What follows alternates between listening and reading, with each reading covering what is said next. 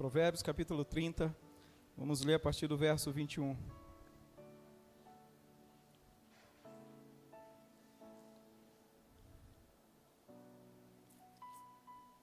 Diz assim: 3 coisas fazem a terra tremer, e 4 coisas ela não pode suportar: o escravo que se torna rei, o bruto farto de comida, a mulher repudiada quando seu marido a toma de volta, e a jovem escrava que herda o lugar da sua senhora. Eu quero hoje, com a permissão do Senhor, eu quero iniciar uma sequência de palavras, querido, que eu fiz isso no primeiro semestre, eu quero fazer agora também, que chama Sabedoria para a Vida. E nós vamos andar um pouco nesses dias pelo livro de Provérbios. E o título hoje da primeira palavra é Inversão. Inversão. Essa sabedoria bíblica que a gente acabou de ler, ela revela uma realidade totalmente caótica. Caótica e irracional.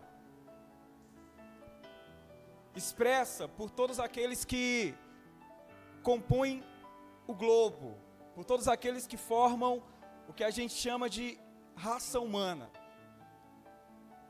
Uma realidade, querido, que é buscada por muitos, na realidade. Eu sei que a minha versão, a versão judaica, ela acaba sendo diferente de algumas, mas o contexto acaba sendo o mesmo. E essa realidade, que é buscada por muitos, na maioria das vezes, ela acaba se mostrando uma realidade muito nociva, muito ruim, justamente por causa da inversão de valores. E o que existe em comum aqui, nessas 4 coisas colocadas por Salomão nesse texto, é que todos os coadjuvantes vão se tornando protagonistas. E, a princípio, isso parece uma coisa boa. Mas o fato é que, na maioria das vezes, acaba se tornando uma maldição, acaba se tornando uma fraude o processo. Por isso que é uma situação complicada, porque são algumas inversões que vão se tornando tragédias.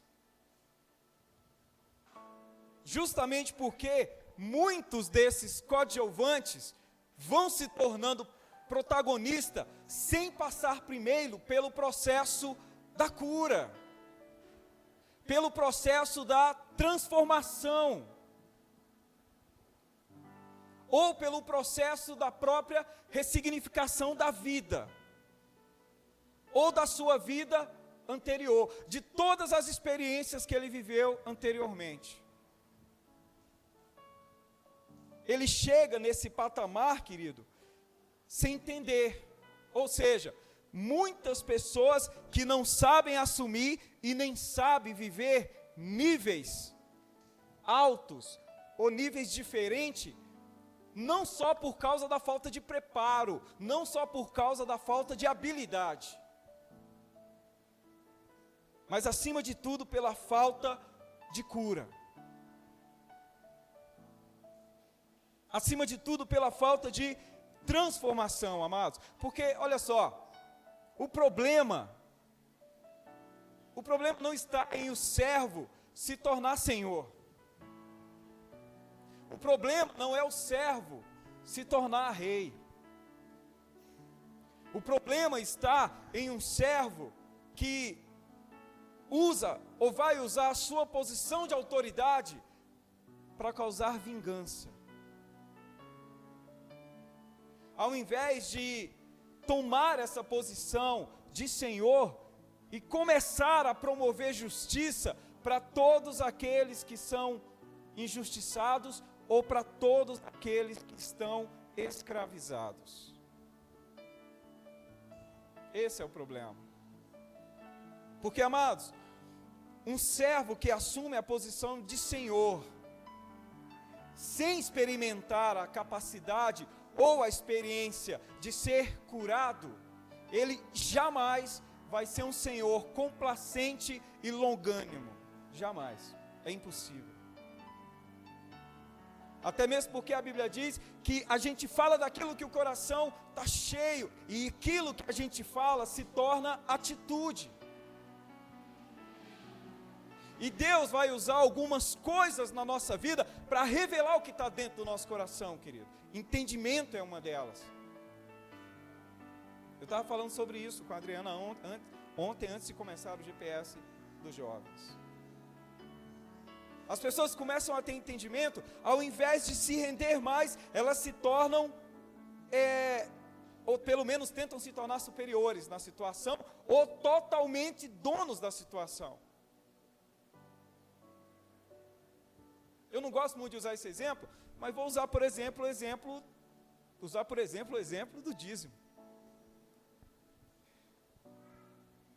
O cara fica a vida inteira na igreja dizimando com medo de ir para o inferno, com medo de estar sendo ladrão, e aí o ladrão, né, vai acabar no inferno, vai permanecer no inferno, porque a gente já está no inferno. E aí você começa a gerar um entendimento dele que não tem nada a ver. De que na realidade é mais uma forma de você fazer parte, de você mostrar que você realmente faz parte daquilo que Deus está ministrando na tua vida. É um entendimento de devolver e não de pagar. Aí o cara entende, entendeu? Entendi. Aí o que o infeliz faz? Não dizima, não contribui, não oferta. Irmão, precisa de 1 quilo de cachorro quente, de salsicha para fazer cachorro quente para dá para os caras na rua. Não tem. Mas o cara tem dinheiro para fazer qualquer coisa, menos investir no reino. Porque agora ele sabe que Deus não precisa de dinheiro. Realmente. Mas o reino se movimenta por isso também. Só chegou até aqui por causa de pessoas que tiveram generosidade no coração. Posições que você ocupa, que vão revelar quem verdadeiramente você é. Então o problema do servo se tornar senhor, é como está o coração dele. É o que permeia, é o que está ali escondido. E o que a gente às vezes não percebe, é que essa palavra, ela é verdadeiramente dita como uma espada de 2 gumes.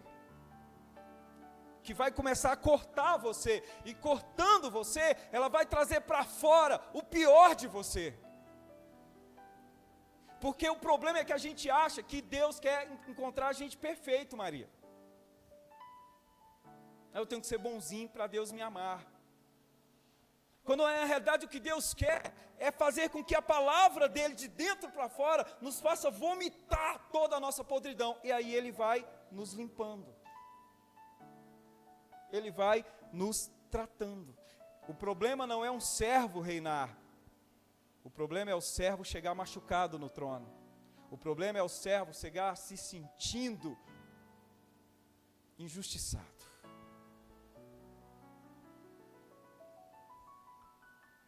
A pauta de reinado dele vai ser a justiça própria. Vai ser a meritocracia. E aí ele vai, é aquilo que existia no quartel. O soldado ficava louco para virar cabo, para não nos levar mais grito na orelha, ou pelo menos de um a menos. E aí o cara sai de soldado, vai para cabo, ele começa a gritar com tudo que é soldado, porque ele foi criado no grito. E aí o cara vira sargento, pronto, eles já se acham um Deus, querido. Mas não funciona assim. E não pode ser assim.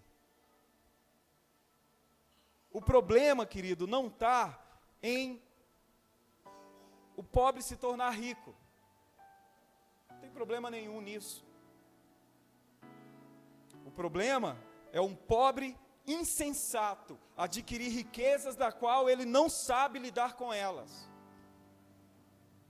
O problema é um pobre ficar rico e a partir daí ele querer comprar todo mundo, ou achar que pode comprar todo mundo, com presentes, com agrados, com favores, que agora ele pode pagar pelos favores.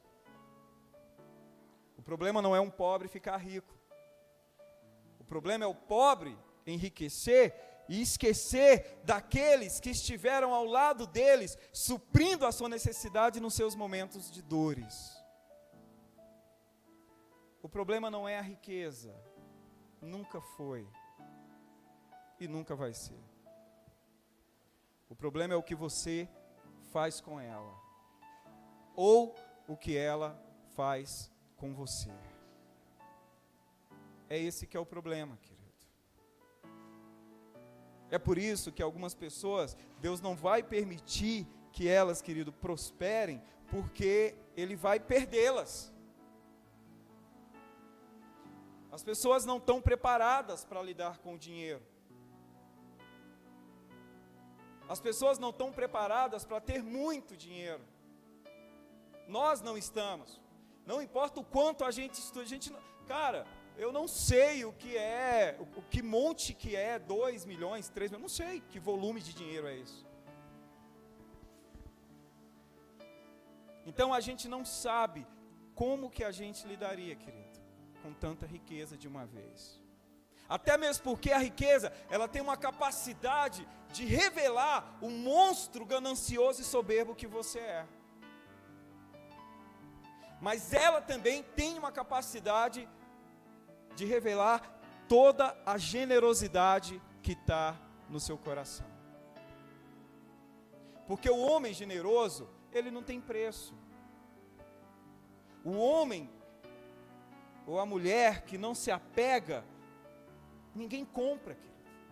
Porque nada suborna, nada corrompe, não há cadeira de ouro, não há quantia em dinheiro, não há.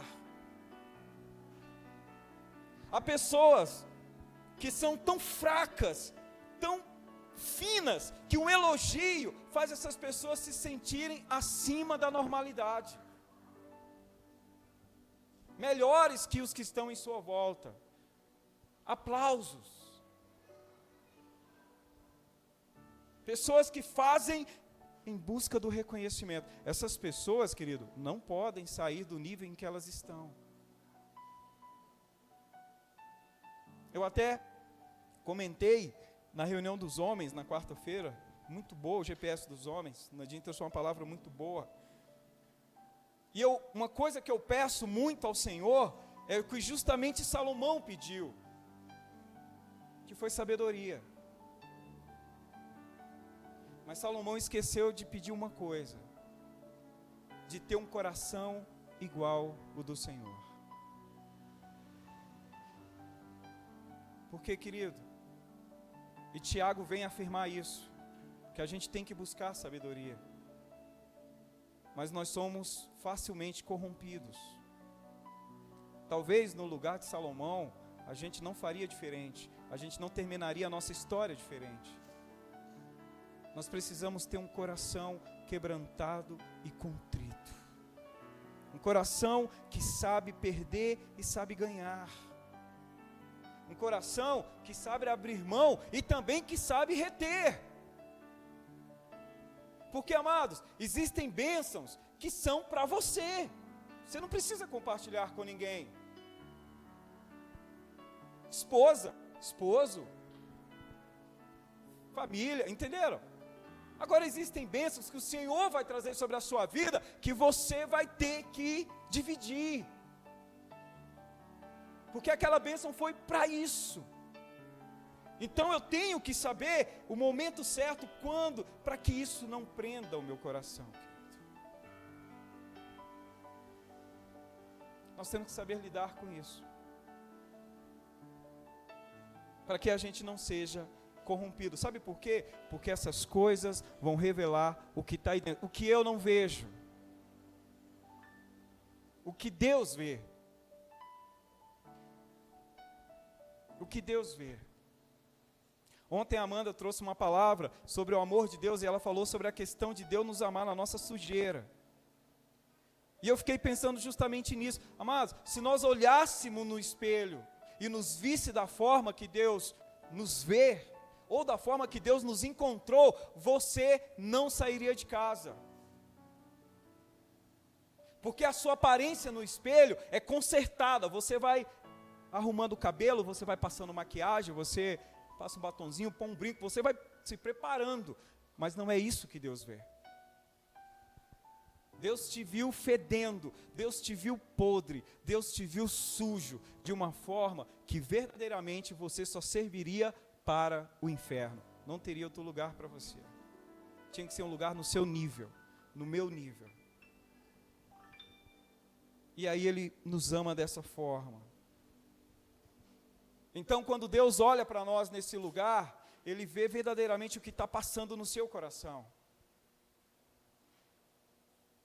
E aí a gente fica nessa de, fui, não fui abençoado. Amados, a questão é o que está cercando nesse momento o meu coração. Sabe por quê? Porque o Senhor está nos cercando de favores. Todos os dias. Talvez não é o que você sonha, mas é o que você necessita. Amados, não tem problema nenhum em uma mulher, em um homem que é rejeitado ou que é desrespeitado pelos seus relacionamentos anteriores ou que foi. Não tem problema nenhum uma pessoa dessa encontrar um novo amor ou decidir viver um novo amor. Não tem problema nenhum, não há nada de errado nisso. O problema, querido, é justamente eu projetar, eu transferir para o novo as mágoas do anterior. É eu transportar as expectativas dos meus relacionamentos anteriores para o novo. E aí eu sufocar e eu frustrar o novo relacionamento. O erro é eu exigir mais do que pode ser dado. Amados, preste atenção.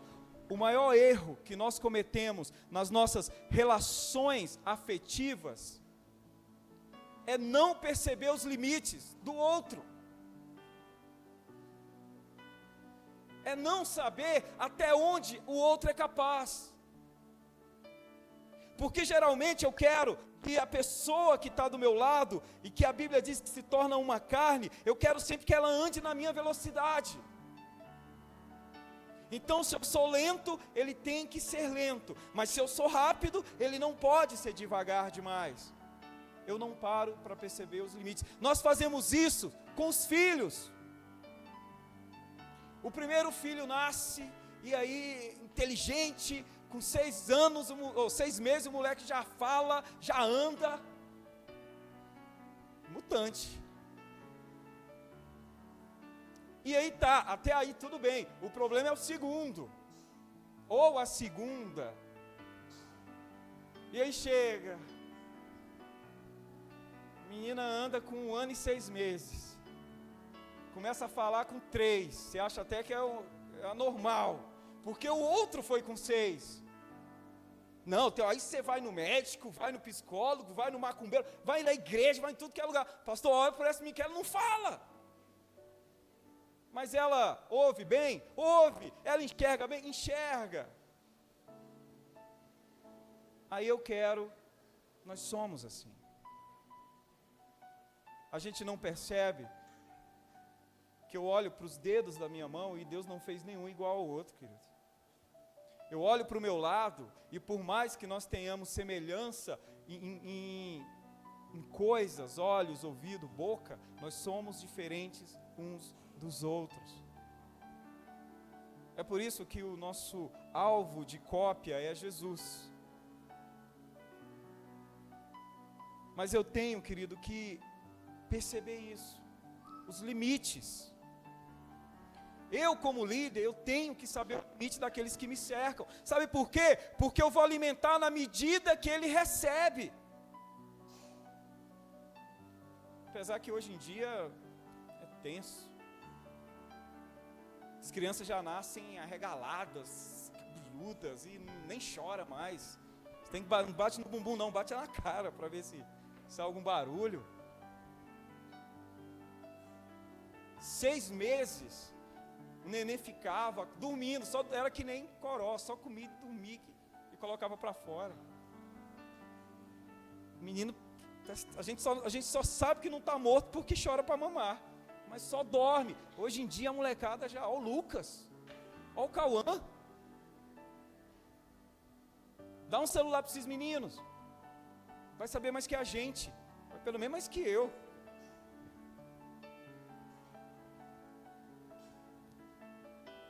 Essa geração. Aí outro erro que a gente comete. Ah não, na minha época, né? Amado, na sua época, na minha época, né? É diferente. Eu sei que vocês estão, né? Mas realmente, há 40 anos atrás, era muito diferente. Mas isso também tem suas consequências. Isso também tem as suas anomalias, eu vou usar essa palavra. Porque há uma deformação numa geração, amados, é uma meninada fraca. É uma geração que é que nem, como é que é? É frango de granja, que em 3 meses o bicho já está pesando 3 quilos, tá? Mas o coração do frango é desse tamanho. Se um frango espirrar do lado dele, ele morre. Porque o coraçãozinho não acompanhou o crescimento. É essa geração.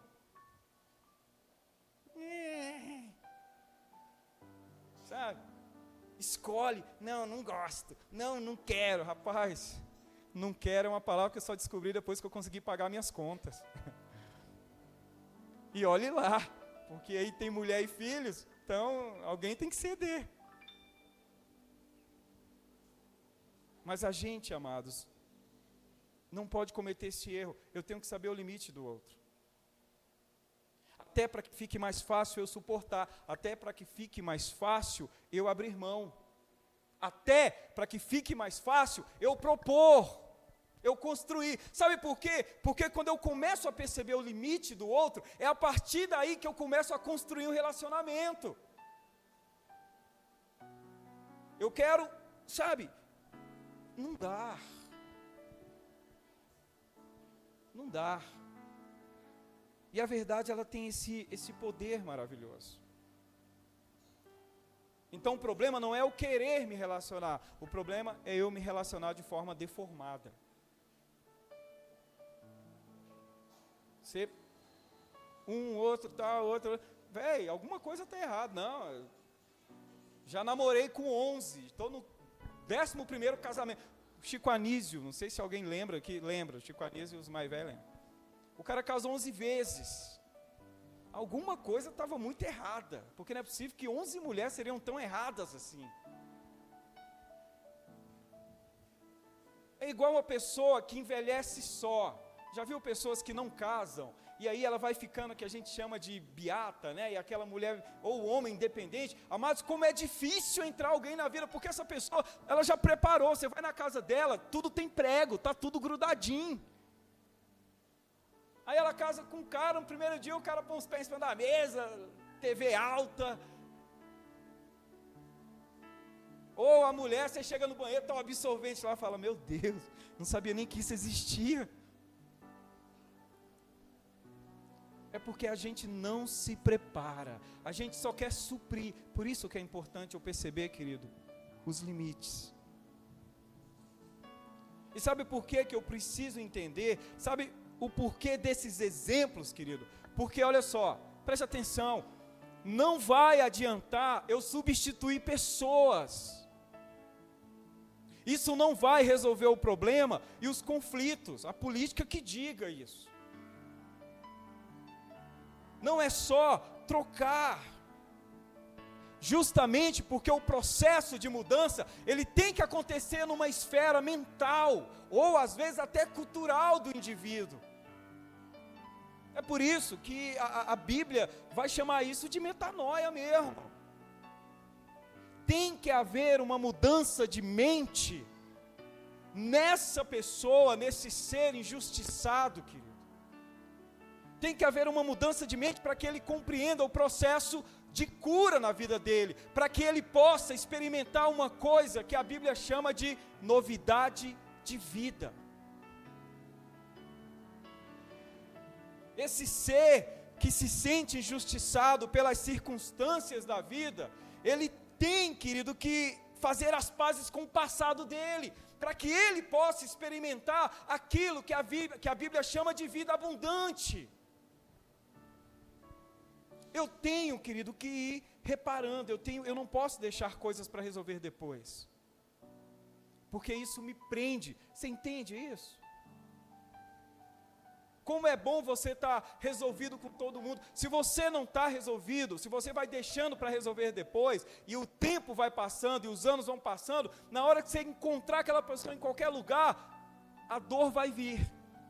Você vai olhar e, nossa, essa pessoa está aqui, nossa, fazia tanto tempo que eu não via, eu vou embora, acabou, estragou o meu momento, perdi a fome, perdi o apetite, porque não foi resolvido.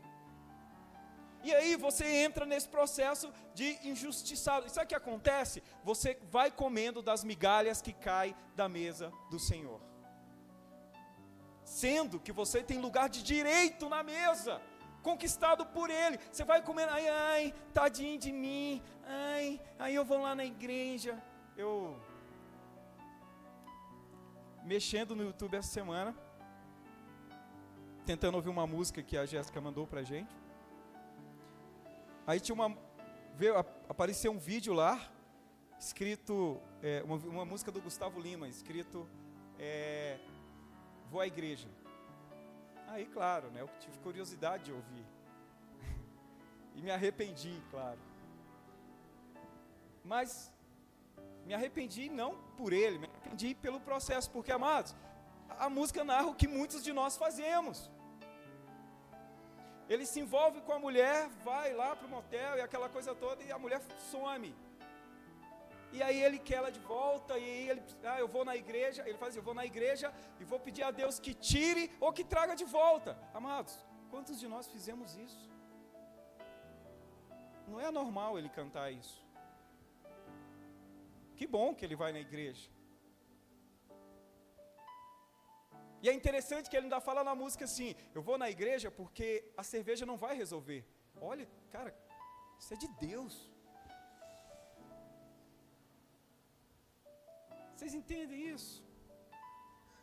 O que eu quero dizer com isso, querida, é que a gente vai caminhando nessa onda evangélica, e aí a gente não se resolve.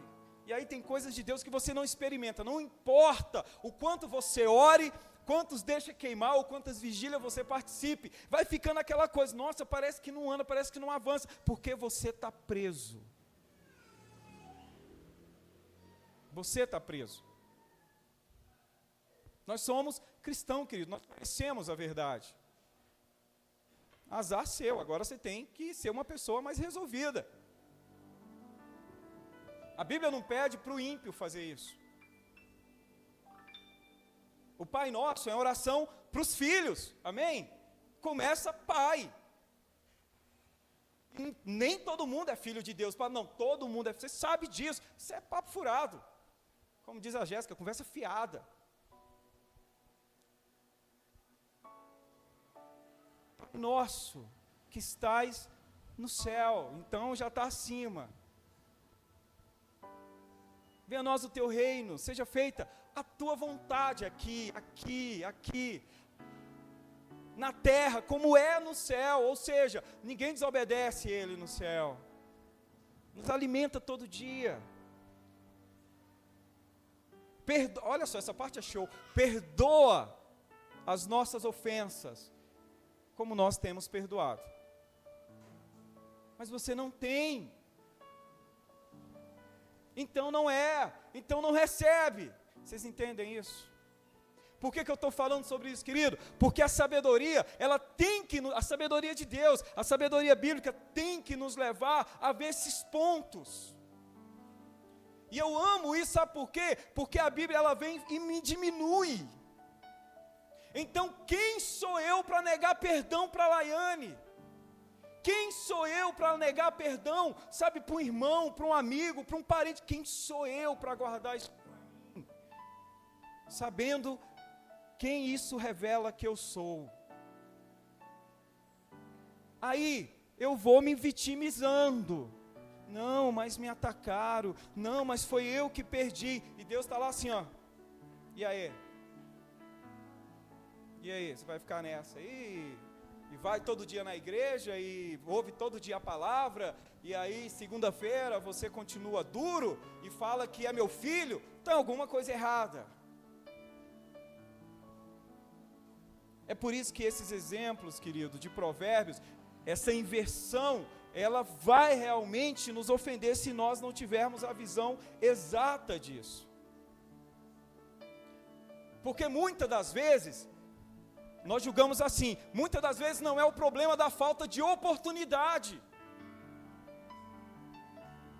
Eu não falo bem porque eu não estudei. Eu não ganho mais porque eu não tive oportunidade profissional de investir. Mas muitas das vezes o problema não é, querido, a falta de oportunidade, mas preste atenção, é como você se relaciona com o que você tem agora e com o que você é agora. Mateus 25, 21, eu amo esse versículo. Olha só, preste atenção, que a gente lê rápido, mas vamos ler devagar. E o Senhor diz assim: servo bom e fiel. Começa nos elogiando, ótimo. E aí ele fala: você foi fiel no pouco. Nossa, que bacana. Não é se você for. Você foi fiel no pouco. Sabe o que vai acontecer agora, filho? Eu vou te colocar sobre o muito. Porque você não vai se corromper. Aí isso que acontece, o cara quer ser chefe e não sabe nem ser um bom empregado. O cara quer ser senhor e não sabe nem servir. Eu quero casar, querido, e não sei conduzir um namoro, eu não sei como é que eu lido. Eu quero comandar uma empresa, mas eu sou incapaz de arrumar o meu quarto. Mas eu quero comandar a Coca-Cola. Esse é o problema, querido. O que eu não percebo é que o poder do Evangelho não é só essa possibilidade de me fazer alguém grande, mas é acima de tudo esse entendimento de gerar dentro de mim que eu preciso ser melhor onde o Evangelho me encontra. Se a sua casa é um inferno, e você sempre sonhou em sair de lá, mas de repente o Senhor te encontra e te chama de filho e te abraça, você não pode mais sair de lá, porque você é o céu naquele lugar. Se o seu trabalho é o pior lugar do mundo e você se encontra com o Senhor, inverteu, querido, agora. O seu entendimento é outro. E o que a gente não percebe é que essa mudança de valor em mim que vai alcançar os outros. Porque antes eu fazia que nem todo mundo. Eu sentava na roda de amigos e reclamava do meu pai, da minha mãe, do meu cachorro, do clima, da janela da minha casa, do barulho do vizinho. Aí eu fui na igreja e agora eu pertenço ao Senhor. E aí, como é que está a sua casa, Reginaldo? Não, cara, minha casa está uma bênção.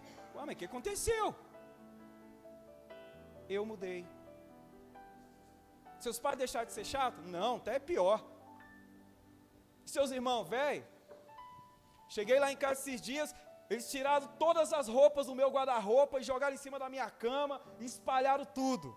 O que você fez? Eu arrumei uma por uma, pedindo a Deus que alcance os meus irmãos. Você está brincando? É. O que aconteceu com você? Jesus. Metanoia. Eu mudei o entendimento. Você virou crente? Isso, serve. Você agora é crente, ainda costa quente. Não, sou não. É todo quente, não é só as costas não. Estou pegando fogo. Deixa queimar. E aí, querido, isso é semente, isso é palavra. E aí o Espírito vai começar. Como assim? Vamos para a night, cara. Não dá. Tem que ir para a igreja. Agora tudo é igreja.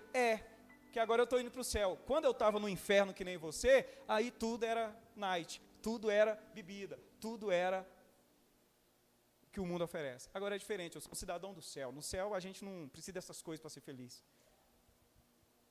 Virou fanático? Cara, infelizmente não. Porque talvez eu ainda não dê a vida por isso que eu acredito, mas eu quero chegar lá. Quero chegar lá. É isso. Você não precisa, querido, às vezes saber a Bíblia de cor. Você não precisa, às vezes, saber um versículo. Você só tem que entender o que Ele fez na sua vida. É isso que eu preciso entender, querido.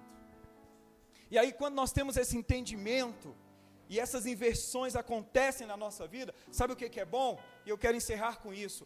O nome do Senhor vai ser glorificado na sua vida, na posição que você alcançar. Sabe por quê? Porque Ele já era glorificado quando você não tinha posição nenhuma, quando você não tinha título nenhum. O nome que era honrado era o nome do Senhor, e é isso que vai ser continuado. Quem vai governar é Ele. Quem vai te dar a direção, a sabedoria, a vida, é Ele. Então o nome dele vai continuar, porque você não mudou. Mudaram as coisas em sua volta. Mas o que acontece hoje em dia? Porque nós não temos entendimento, porque nós não temos sabedoria, a gente muda. Amados, como me dói, sério, assim, entenda uma coisa. Pessoas que não sabem dividir, não sabem separar. Cristãos, principalmente pessoas que têm mais posições, pastores, presbíteros, obreiros, sei lá. Meu chefe é crente, meu chefe é pastor. Nossa, ele é o Satanás. Ele grita e xinga e não sei o quê. Como é que você traz uma pessoa dessa para a igreja? Nossa, verdade, pastor. Como é que eu trago? Fazendo o seguinte, tudo bem, olha para mim, só me observa aqui dentro, eu sou cristão, então me observa como é que eu sirvo, me observa como é que eu trabalho, me observa como é que eu trato as pessoas, que você vai saber como é que um cristão de verdade se comporta. Inversão. Entenderam isso? A gente não tem coragem de fazer isso, ou a gente não tem cara. Então a gente tem que gerar isso, querido. Aí o nome do Senhor, amados, é só isso. Eu sou o diretor. Deus olha e fala: barro. Barro. Se eu pensar, evapora. Barro. Mas isso vai nos alcançando. Cuidado com as inversões na sua vida. Cuidado com o que você esconde. Cuidado, querido, com as disciplinas que você não aceita, nem de Deus, nem daqueles que Deus levanta na sua vida, pais, professores, líderes, enfim. Cuidado. Cuidado como você tem desfilado, sabe, nesse lugar. Não estou falando de pecado, eu estou falando de valores. Porque eu tomo muito cuidado com isso, confesso para os irmãos. Eu tomo muito cuidado para falar da vida de alguém. Principalmente se ele é pastor, se ele é líder, seja o que for. Por que eu tomo cuidado? Porque eu tenho as mesmas vontades, os mesmos desejos. Então quando alguém vem para mim e conta uma falha, meu coração rasga, querido. Porque eu tenho a mesma vontade dele. Então tome cuidado para não subir na sua soberba espiritual, falar: não, você tem que ser mais santo. Nem você é. Então chore junto. Vamos andar junto, vamos lutar junto. Você não precisa falar para ele que você sofre do mesmo mal, mas fala, olha, tenta fazer isso, porque é o que eu faço. É isso, querido. É isso. É assumir o lugar. Foi isso que Cristo fez. Foi assumir o nosso lugar na cruz, no meio da sujeira, de uma forma que Deus praticamente virou as costas para ele, por não suportar o pecado sobre ele. É isso que nós temos que fazer. Não há ninguém melhor.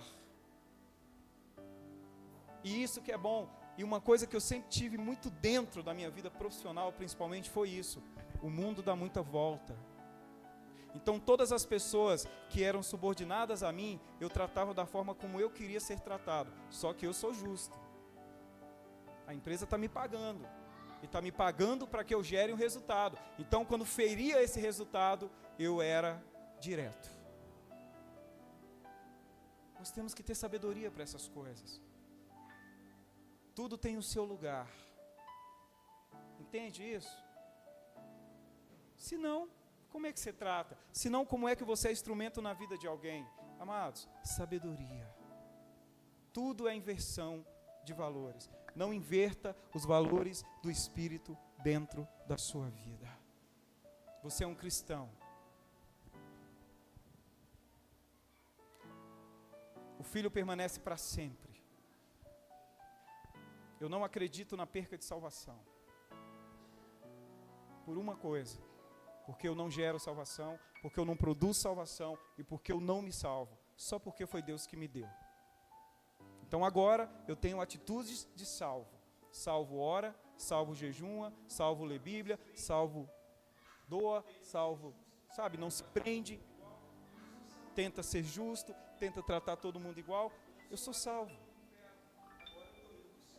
Eu não sou mais cidadão do inferno. Agora eu estou indo para o céu. E o céu não aceita qualquer um. Eu tenho que passar por esse processo. E não tem como eu inverter isso. É isso que é bom, querido. Agradeça a Deus. Porque a sua salvação não depende de você. Agora, você representa um reino. E não tem nada pior. Isso dói. Do que quando um cristão assume uma posição de destaque. E ele se torna uma vergonha. Ele se torna pior que o ímpio que estava lá. E as pessoas fazem que nem as pessoas fizeram com Moisés. Nossa, que saudade do Egito. Nossa, que saudade do Lula.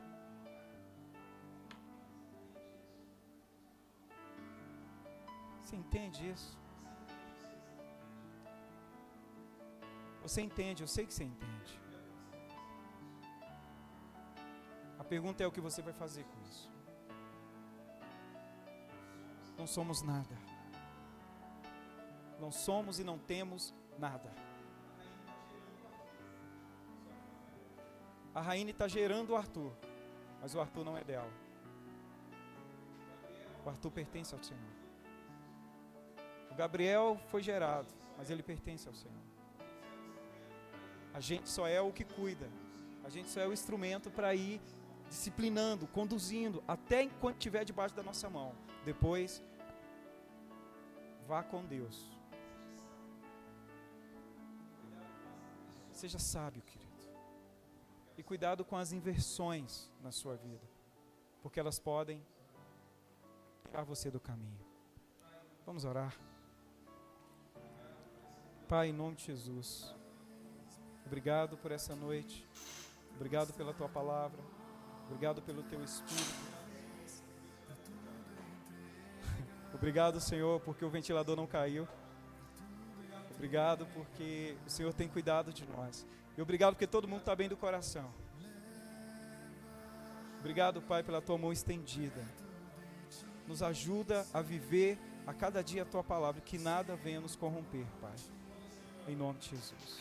Amém? Aplauda o Senhor.